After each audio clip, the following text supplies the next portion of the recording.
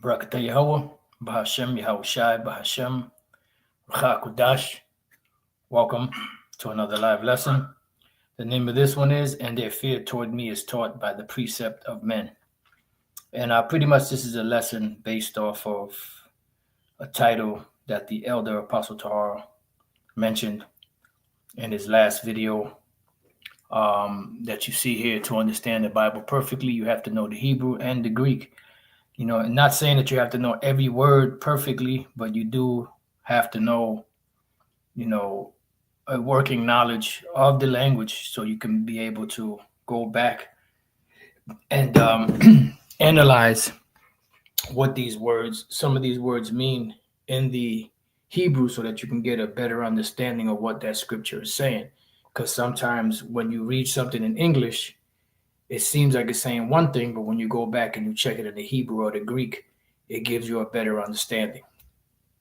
And towards the end of this lesson, he mentioned about their fear towards me is taught by the precept of men. He said somebody should do a lesson on that. So I'm just going to jump on it. It's got a couple of precepts, a couple of examples that came to mind. So I just want to jump on it. And that's pretty much what is happening with a lot of these different groups, is they're just following an individual based off of who they are and not based off of, them scrutinizing or, searching out or checking out, different, sources in order to be able to, get a better understanding of what the scriptures are saying. They just hear what someone says and just repeat it, so they're not really doing any serious looking into anything. They're just accepting whatever an individual does. And that pretty much gives a man, a cult of personality, where it's not about if this is the truth or not. It's about, if they reverence that man enough to whatever they'll bank on every word that he says without questioning it, even though it may seem wrong, but just because it's that person, they won't say anything. So the first precept we're going to go to, of course, is Isaiah 29:13, where that is taken from, and Yahushua mentioned this in a few places. But Isaiah 29:13, it says, Wherefore the Lord saith, For as much as this people draw near me with their mouth, because the Apostle Paul said it best. He said they have a zeal, towards me, but not according to knowledge, because they're ignorant of the Most High's righteousness. And when you try to, make them to be hip or warn them or direct them in the, where they can get a better understanding, they look at that as hate. They look at it as, jealousy and all this other envy and all this other crap. Instead of considering what's being said, they don't. They'll just get mad at you because what you're saying goes against what their master is saying. It says, and with their lips do honor me, same deal, but have removed their heart far from me. Far from me.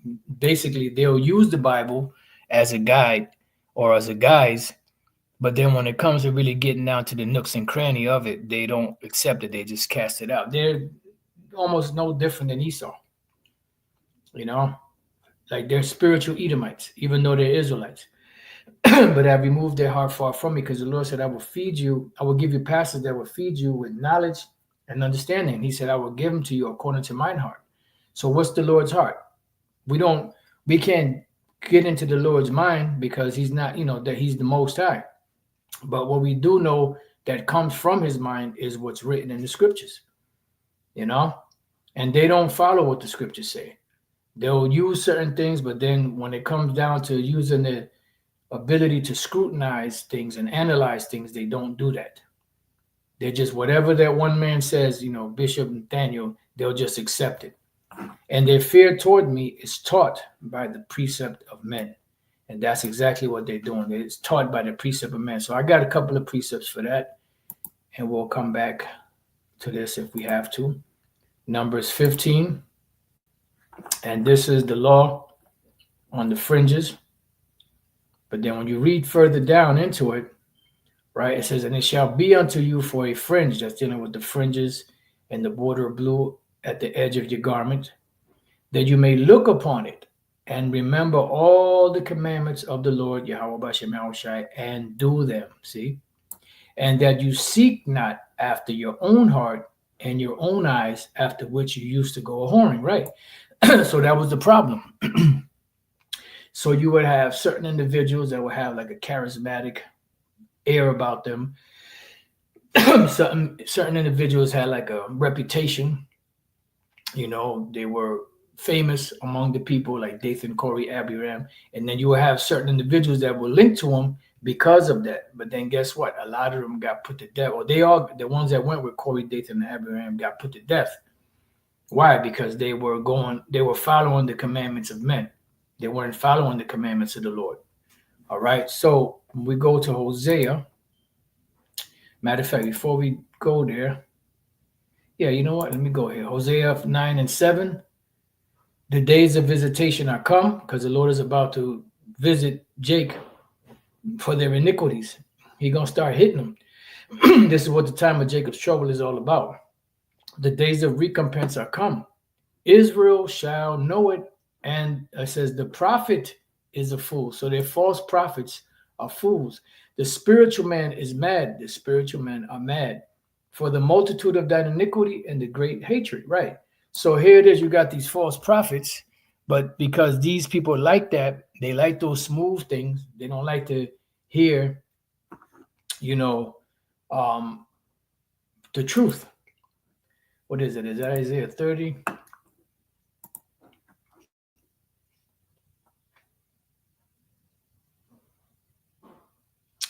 30 and 8.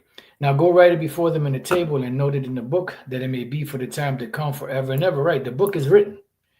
All we got to do is revert back to the book and see what it says and follow it to the best of our ability.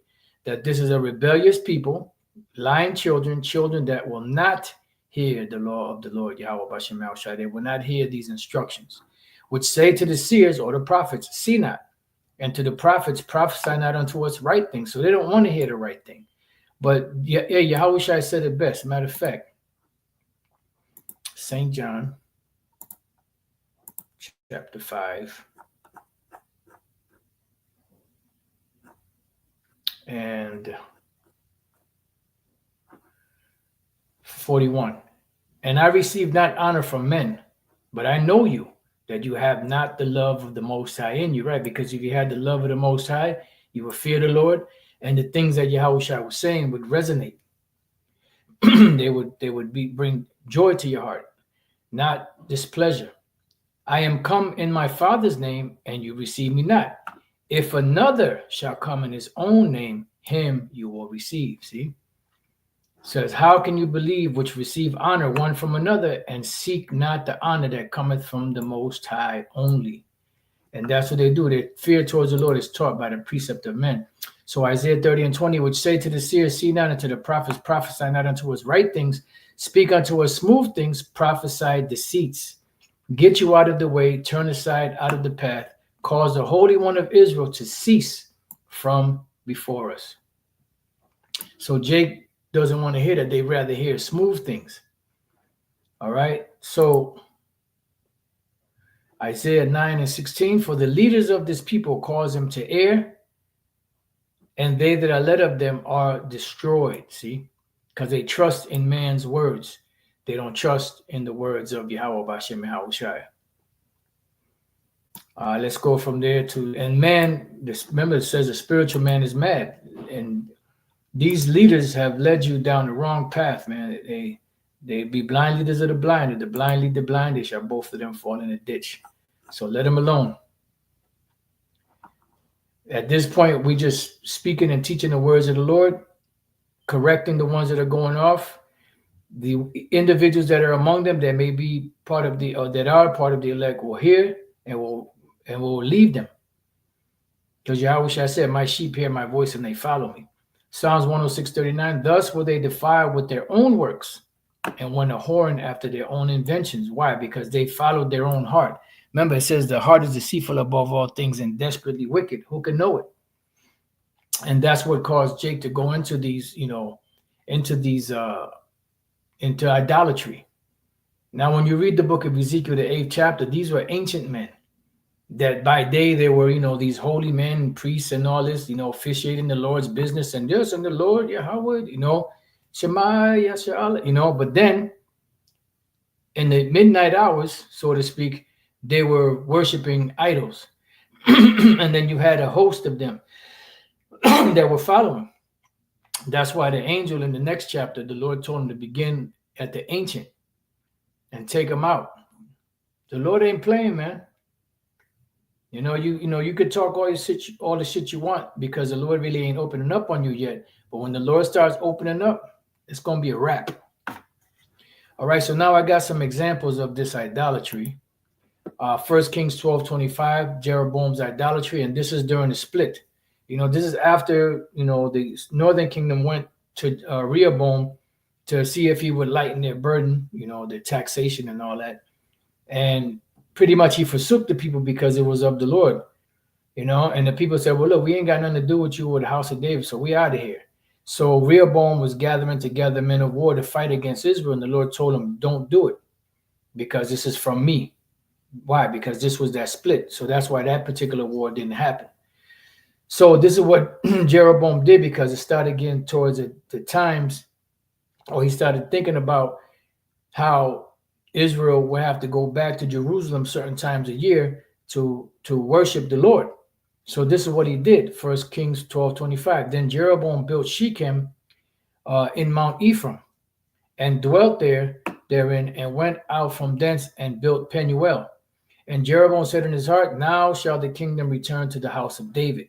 If this people go up to do sacrifice in the house of the Lord at Jerusalem, then shall the heart of this people turn again unto their Lord, even unto Rehoboam king of Judah, and they shall kill me and go again to Rehoboam king of Judah. So this is what he did. Whereupon the king took counsel and made 2 calves of gold, and said unto them, it is too much for you to go up to Jerusalem. Behold thy gods, O Israel, which brought thee up out of the land of Egypt. And he set one in Bethel, and the other put he in Dan. And this thing became what? A sin.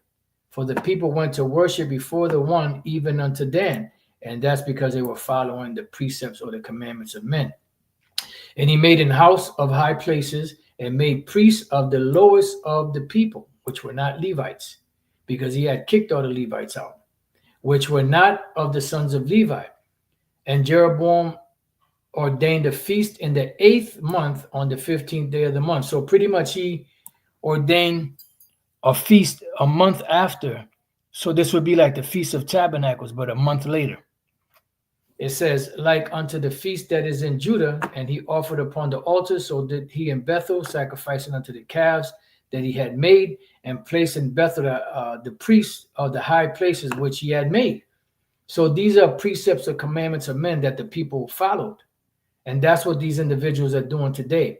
So he offered upon the altar which he had made in Bethel the 15th day of the 8th month, even in the month which he had devised of his own heart, and ordained. See, he ordained. So he put it into law. So they're following his orders, his laws, his tradition, more than saying, you know what, the scripture said we should not be doing this, man. You ain't supposed to. The Lord is a jealous power. We ain't supposed to, be offering, bowing down to these different idols. But no, they followed his commandment. It says, and ordained a feast unto the children of Israel, and he offered upon the altar and burnt incense. So they followed him out of his own heart. So pretty much what did they do? They asked the Lord to cease from before them. Another example is here in the book of 1 Kings 22:5. This is when Ahab met up with Jehoshaphat, and they were supposed to come together and go fight, in Ramoth Gilead. I believe that was against the Syrians, if I'm not mistaken.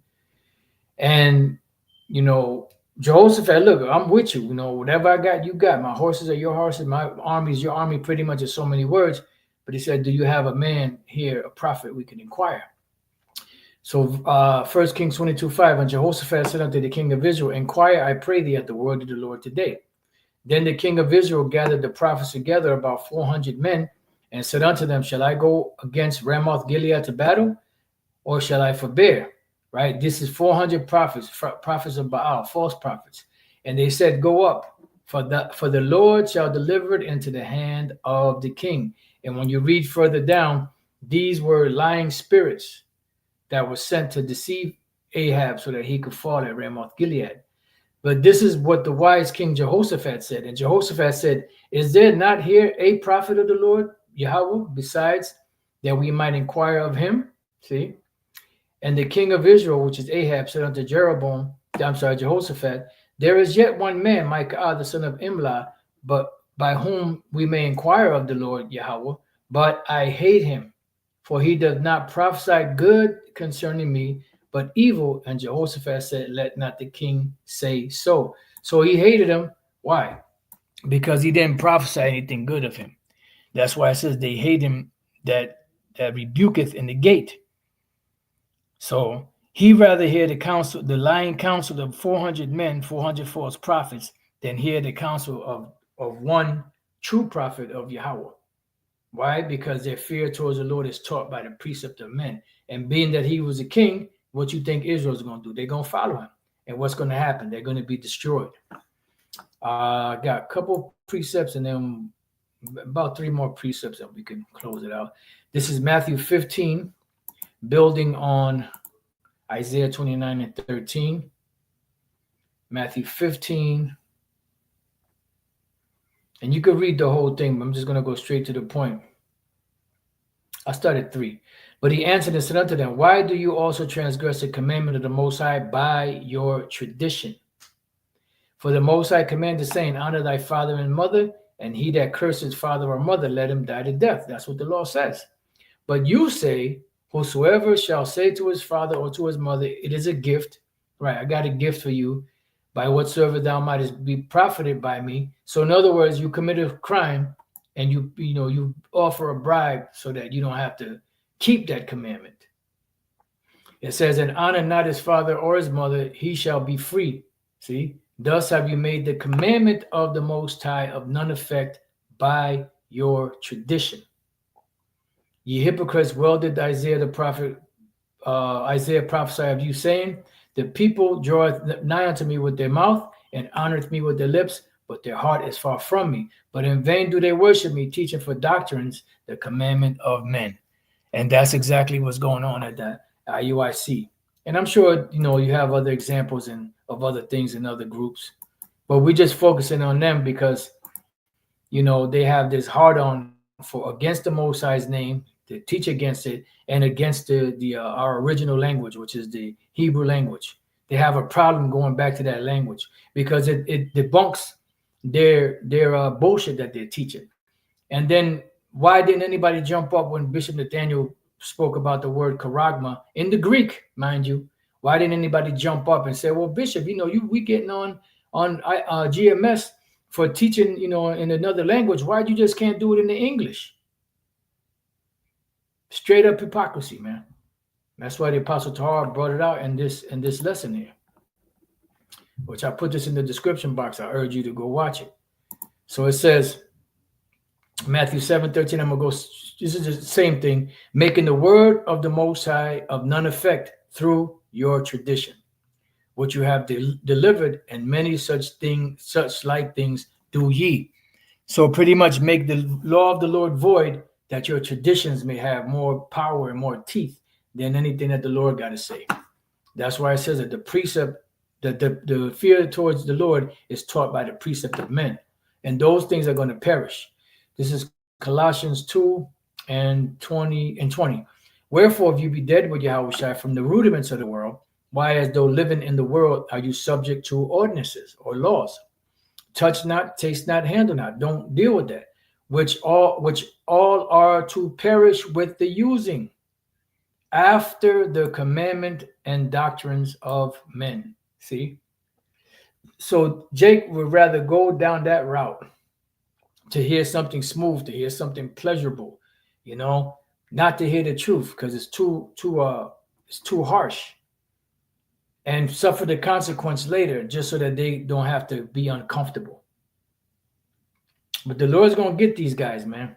Now, the ones that are of the elect among these different groups, the Lord's going to take them out from there, and bring them to where they got to be, whatever that may be, whether they go out on their own, whether they, link up with a great millstone camp or one of the affiliate camps, Whatever, however the Lord's going to do it, or whether they just go out there and teach on their own and teach the right way.